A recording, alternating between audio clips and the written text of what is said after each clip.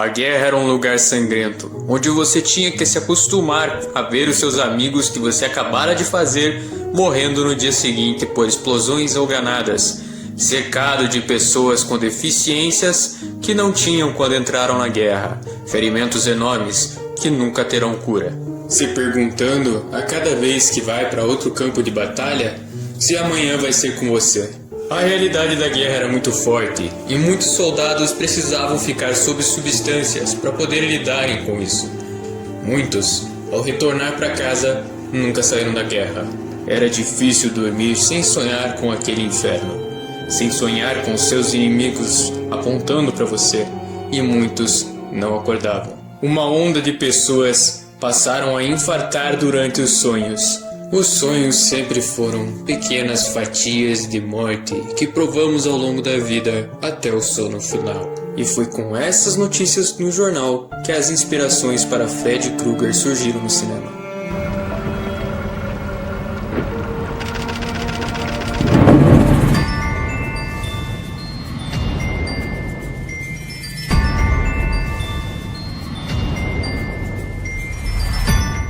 Eu vim te fazer um convite.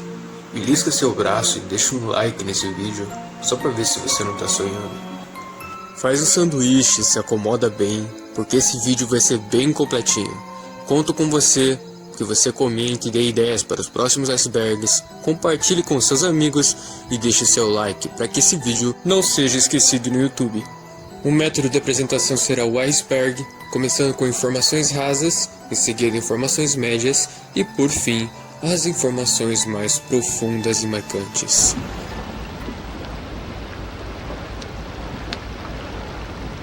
O humor negro impecável de Freddy Krueger foi uma inspiração do ator que surgiu ao longo da sua apresentação no cinema, pois inicialmente Freddy seria um assassino silencioso como Jason Voorhees e Michael Myers. Isso foi mudado com o tempo. Hora do Pesadelo tinha tudo pra dar errado, e por pouco nós quase ficamos sem essa obra. Imagine que o ator do filme tinha que ficar 4 horas sentado, sendo maquiado. Foram utilizados cerca de 500 galões de sangue falso para fazer o filme, e ainda houve um acidente de trabalho, onde o cenário devia rotar, e ele acabou não parando de girar, e o acidente aconteceu, e a equipe ficou ensopada de sangue. Freddy ia ser um pedófilo também, mas aconteceram muitos atos de pedofilia naquela época e tiveram que alterar a característica principal do personagem, transformando ele em apenas mais um assassino de criança. Mas isso não mudou muita coisa no fim das contas.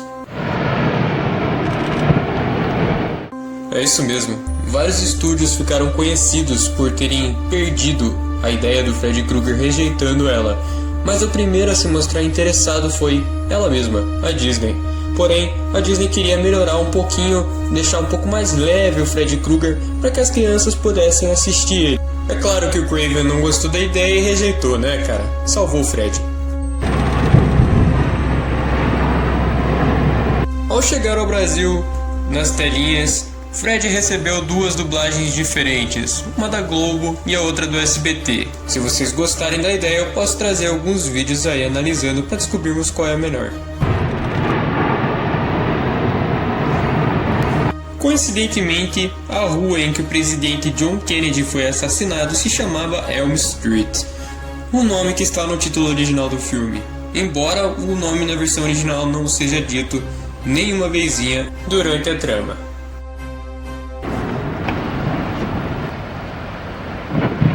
Lembra quando eu falei que por muito pouco a Hora do Pesadelo não saiu? Então, quando a New Line estava gravando a Hora do Pesadelo, ela tinha acabado de quebrar. Uns contratos fecharam e ela faliu. Foi a Hora do Pesadelo quem alavancou de volta a New Line, que hoje abriga Jason Voorhees e muitos outros filmes de terror incríveis. Foi graças ao sucesso do filme do Freddy Krueger e de toda a sua franquia, que mesmo não saindo o filme desde 2010, até os dias de hoje ainda é muito homenageado nos filmes, séries, HQs e qualquer coisa envolvendo a cultura pop.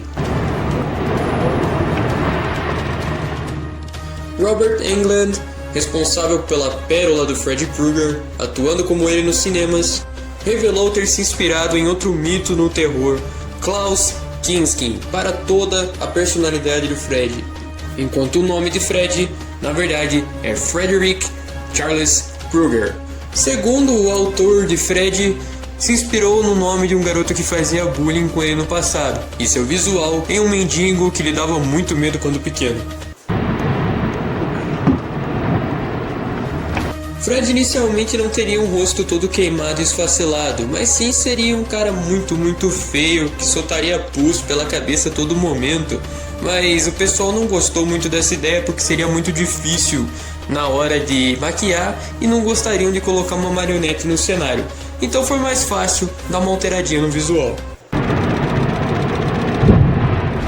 Pra você que é fã do Johnny Depp, A Fantástica Fábrica de Chocolate, Edward Mão de Tesoura, Piratas do Caribe, esse cara mitou pra caralho, não é? Alice no País das Maravilhas? Então, ele tava novinho quando fez sua estreia no cinema em Hora do Pesadelo, sendo uma vítima de Freddy Krueger.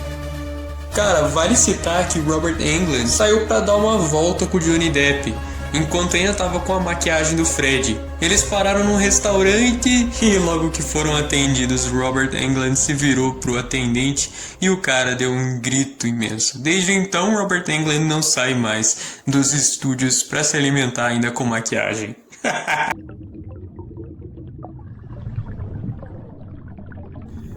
É verdade. A continuação de Freddy Krueger, seu segundo filme, na verdade foi um filme gay. E é claro que Hollywood não aceitava muito bem essas coisas naquela época. A homofobia tava bombando lá. Inclusive eu peço até desculpa por estar usando o termo gay em vez de homossexual. Eu sei que isso ofende muita gente, mas a gente tá usando só pra atrair mais a sua atenção. Mas no fim das contas isso não muda muita coisa, pois foi com essas mesmas palavras que o diretor do filme e o roteirista assumiram que o filme na verdade era um filme gay. O ator que era o protagonista na época, afinal o outro filme já havia sido feito com uma mulher, a Nancy, e os demais filmes de terror sempre tinham uma mulher como protagonista. Então, como tinha uma falta de representatividade dos homossexuais no cinema, colocaram um personagem masculino dessa vez, no qual o Fred quer um sucessor e persegue ele o filme inteiro. Só que o cara que fez o documentário sobre os bastidores geralmente escrevia muitos documentários sobre homofobia. E o ator que foi selecionado para ser esse garoto era um garoto que na vida real ele era homossexual e não podia se assumir diante das telinhas de cinema. Então aquele filme ele fez para se declarar. Inclusive o roteirista, depois que isso explodiu em Hollywood e a crítica detestou a ideia, pois eles estavam alterando a identidade sexual do personagem só para agradar o público, detonou o segundo filme do Fred na época. Esse filme quase foi considerado não canônico se não fosse pelo roteirista que apareceu e disse pra todo mundo que o filme não era um filme gay e que a culpa era do ator, que o jeito do ator era muito gay e acabou deixando o filme gay. O ator ficou muito puto com isso, deu vários documentários pra galera lá e só depois de uns anos o roteirista assumiu que na verdade a culpa era dele mesmo. Quanto à minha opinião sobre o segundo filme, cara, eu não notei tanto esse lado homossexual no filme, pra mim não importou, até porque o protagonista em si gosta de uma garota e achei a garota muito legal porque ela apoia e ajuda ele o filme inteiro. No fim eles ficam juntos e nos outros filmes o Fred continua atrás da Nancy, que era a garotinha favorita dele, então não tem gay na história. E mesmo se tivesse, o Fred Krueger era pra ser um pedófilo, então tanto faz, quanto mais errado ou mais proibido for, melhor. E se não fosse por essa bela cagada, eu não poderia estar me aproveitando desse benefício polêmico para atrair vocês para esse vídeo. Então por que culpar os caras da época que usaram isso para atrair pessoas pro filme? Bom, é muito vago, não é? Mas se você tá aqui até agora é porque você gosta disso de alguma forma, então tenho certeza que você vai gostar desse filme também.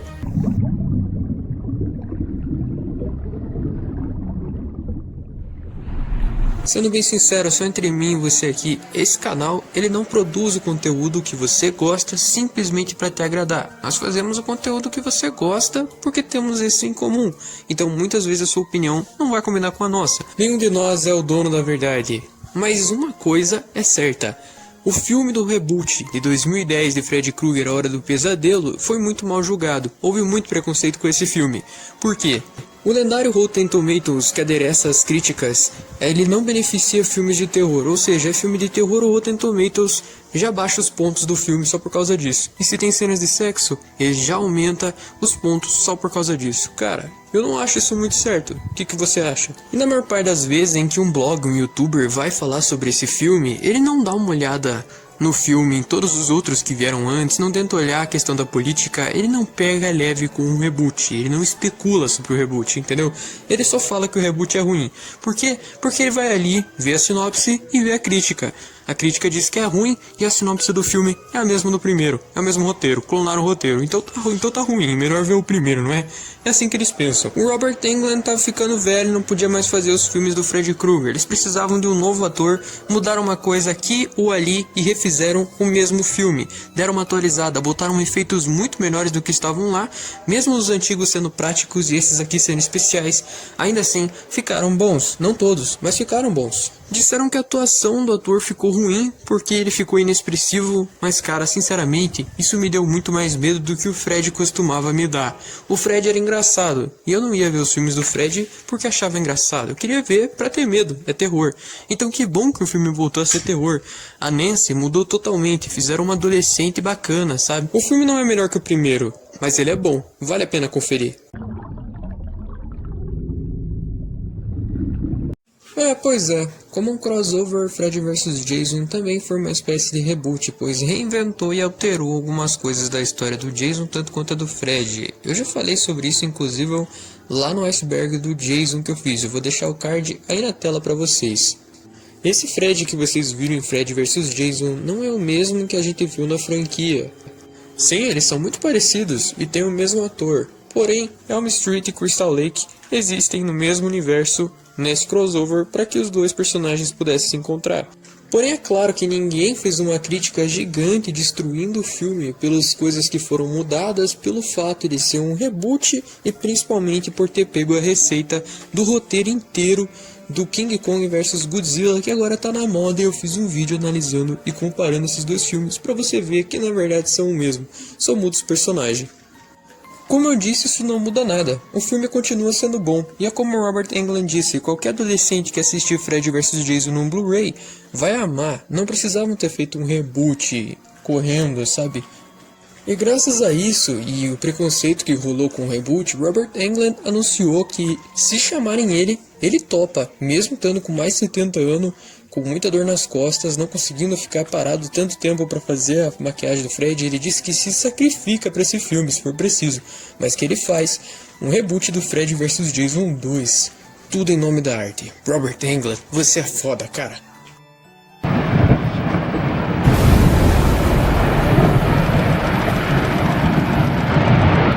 É isso mesmo, cara. Acabei de dizer, Robert Englund, você é foda. E sim, fizeram uma petição pra reservarem um lugar na calçada da fama pro Freddy Krueger.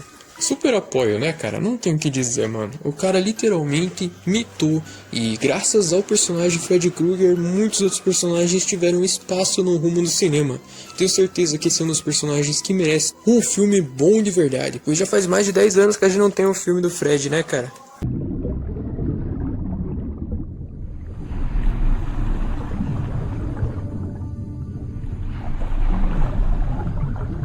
Quanto mais vai afundando no iceberg, mais eu tenho a sua atenção e mais tempo e espaço eu tenho para explicar as coisas para você. Portanto, é por isso que nós estamos indo mais devagar, explicando mais coisas, e agora chegou a parte das teorias. Então preste muita atenção. Essa teoria explica para vocês o porquê que o Freddy deu uma piscadinha no final de Freddy vs Jason, sendo que o Jason matou ele.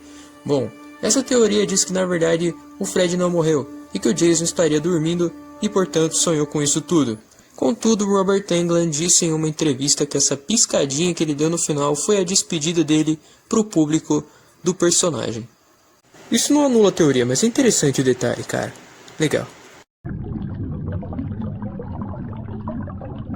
Bom, cara, antes de explicar essas teorias, eu gostaria de dar algumas curiosidades extras, bônus pra você, que talvez sejam meio rasas, mas eram muito pesadas, eu não poderia falar lá no começo.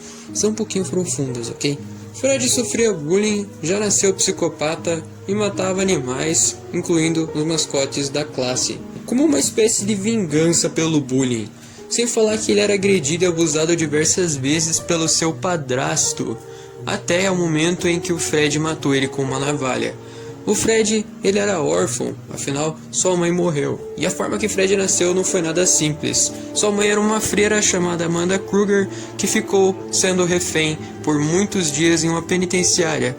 foi feito refém pelos presos e os presos abusavam ela diversas vezes sem camisinha, transmitindo doenças.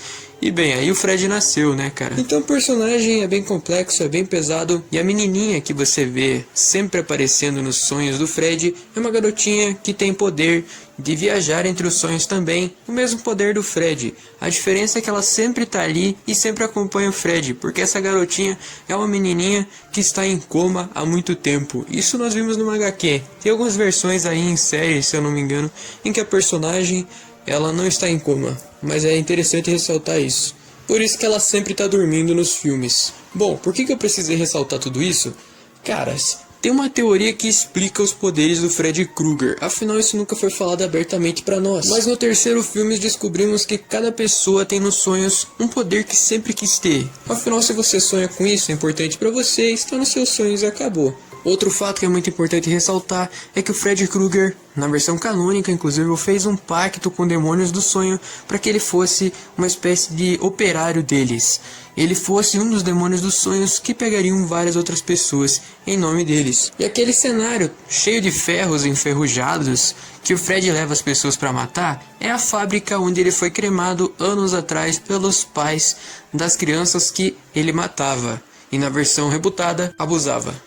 O sonho do Fred de alguma forma se encaixava com os interesses dos demônios dos sonhos e por isso foram até ele no momento da sua morte, em que ele não havia como negar e acabou aceitando a tarefa de ser um demônio dos sonhos que deu alguma forma uma prisão para ele, já que ele não pode ter uma vida normal, ele deve viver somente para isso, para os sonhos dos outros. Porém nós vemos os protagonistas como a Nancy, que consegue trazer o Fred para a vida real, e o segundo personagem do segundo filme lá, que eu já falei pra vocês ali, é outra curiosidade, que ele conseguia trazer o Freddy Krueger também pro mundo real, mas de uma forma diferente. O Fred conseguia incorporar o corpo dele, de alguma forma, ele conseguia ser possuído. Há um filme também em que o Fred faz uma pizza de almas com os amigos, de uma mulher que ele está assombrando o bebê dela, que está sempre dormindo no útero dela, de certa forma. Então ele fica dentro da mente do bebê e a mulher faz o bebê de refém e a mulher tem que ceder. É bem bacana esse filme. Mas é interessante isso, o Fred, ele não mata só por vingança, ele mata porque ele quer vir pra vida real, ele meio que quer um corpo pra ele, mas ele não consegue por causa dos caras, ele quer a vingança dele completa ainda por cima. Então, seguindo a mesma lógica da pizza, se as pessoas têm almas que saem dos corpos, vão pra outra dimensão, e muitas vezes o Fred captura essas almas, jogando pra dimensão dele, que é aquela fábrica abandonada. Então a cada vez que o Fred mata uma pessoa e a pessoa acaba morrendo na vida real, ele mata a alma dessa pessoa, consumindo ela. Ou seja, ele consome a alma da pessoa, colocando e incrementando na dele. Assim a pessoa acaba ficando sem alma e morre na vida real também. E os poderes que a pessoa podia ter vão pro Fred. Isso se concretiza a partir daquele momento em que tem um garoto que consegue voar, e após o momento em que o Fred mata ele, o Fred passa a voar também. Isso acontece diversas outras vezes em diversos outros filmes, e é interessante ver que faz total sentido com o personagem, já que o Fred nunca deixou seus planos claros desde o início para nós. Ele gosta de brincar com suas presas, ele não explicaria o plano inteiro. Talvez o sonho do Fred seja se tornar poderoso o suficiente para quando ele sair no mundo real, ele continuar tendo todos esses poderes e poder continuar existindo lá fora, sendo uma espécie de demônio real e dominando o mundo. Tem várias aparições do Fred demônio, incluindo no Fred vs Jason, na HQ Fred vs Ash vs Jason também, em que o Fred quer o Necronomicon para se tornar extremamente poderoso. E vale lembrar que no parte 9 do Sexta-feira 13, o Jason tem uma aparição no Necronomicon. Há um universo próprio onde esses três personagens já se encontraram. Então seria muito interessante que esse reboot se passasse nesse mesmo universo. Assim, quem sabe poderíamos ter alguma continuação aí onde o Fred se torne extremamente poderoso. Seria muito legal. Eu sou o Joe e esse é nosso canal Coca com Leite. Já peço a você que deixe a sua sugestão para os próximos icebergs aqui nos comentários. É muito importante para nós as suas sugestões. E deixe o seu like para nós sabermos se você está gostando do conteúdo e a forma de vídeo que viemos trazendo, melhorando cada vez mais. Ative o sininho e inscreva-se para receber todas as notificações e ficar por dentro de todo esse universo que viemos trazendo a vocês, beleza? Um forte abraço, muito obrigado pela companhia e até o próximo vídeo. Bons sonhos.